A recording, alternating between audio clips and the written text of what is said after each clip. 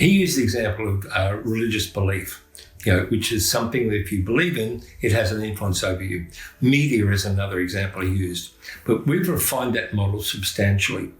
The difference between conditioned power and condign and compensatory power is that conditioned power is subjective. As I said, you don't like what's on television, you can just turn it off and it has no power over you at all. Hard to do that with compensatory and condign power. So compensatory condign power, absolute, provable. Conditioned power is subjective. You can choose to let it impact you or not.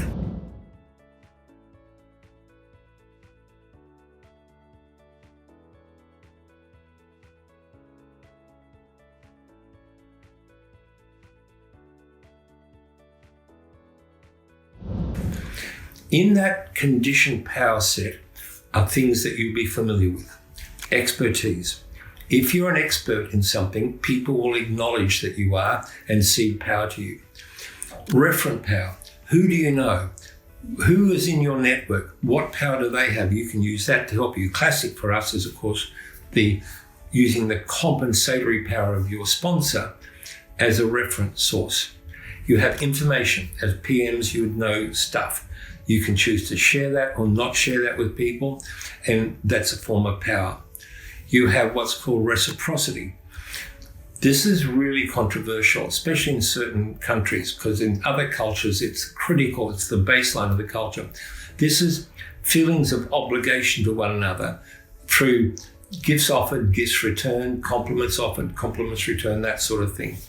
To put it simply, if you constantly focus on your team and notice special things about them and comment positively on them, you're using reciprocity. It creates a sort of bond. Then you've got precedent, the favorite of bureaucrats. I've spent many years of my life dealing with this. You ask if you can do something, and the answer is no, you can't do it because it's never been done before. There is no precedent. Very good blocker, a very good source of power for some people. Of course, you can break that by simply creating a new precedent.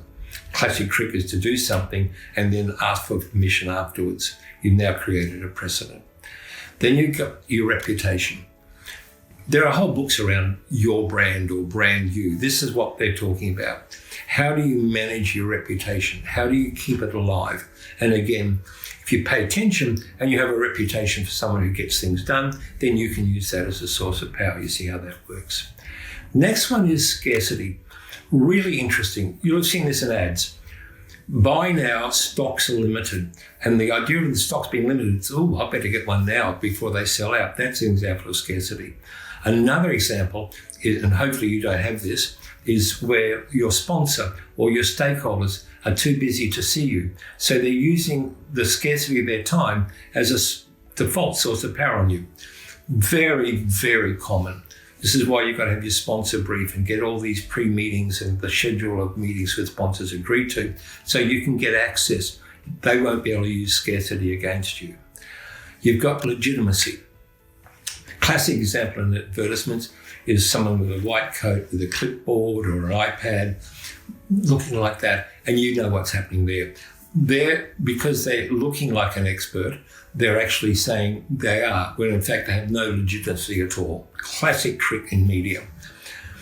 If you're an agilist and you've run 22 scrums, you'll have some legitimacy to say to someone else who's only run a couple, this is how I suggest you do it. So you see how that legitimacy works. Then you've got personal power. Very, very important. Who are you? What do people like about you is the trick to understanding, your sense of humor, your calmness under stress, those sorts of things. Personal power is something lots of people tend to use at home, but don't use at work, for example. The last one is what's called social proof. All parents know how this works. Your kid says something and you say that you shouldn't do that, then the answer is, well, Dad, everyone's doing it.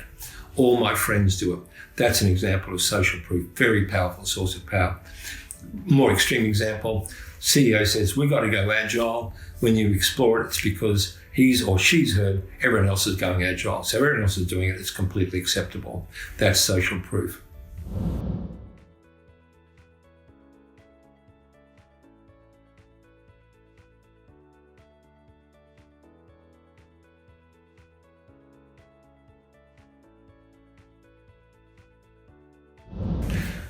So what we found in observing and working with hundreds and hundreds of PMs is we're all creatures of habit, of course. And what we notice is most PMs tend to use the same sources of power from the condition set all the time. Classic example, expertise, legitimacy, and information. And that's what they use as their source of power. But one day, for example, you might have this happen. You're talking about your cloud migration project, and someone says, oh, well, I used to work for Amazon Web Services and I've done 30 of these cloud migration projects and I think you should do this. All of a sudden, you've met someone who's got a larger source of expertise power and you're powerless. And what we've found people tend to do is just keep going back using expertise to try and counter that when you're never going to do that. What we've learned is great project managers know when to drop one source of power and immediately flip to another. Go to personal power or go to referent power because you're being blocked on one. Getting more agile and more expertise at shifting and expanding the sources of conditioned power you've got is an absolute key to becoming a brilliant project manager. As a takeaway in a little mini test, find someone who knows you really well at work and actually show them the different sources of conditioned power and ask them to tell you which one you use most. You'll be surprised, they'll know it. You'll know which ones you use all the time, and then you can look at exploring the others as sources of power when you need them.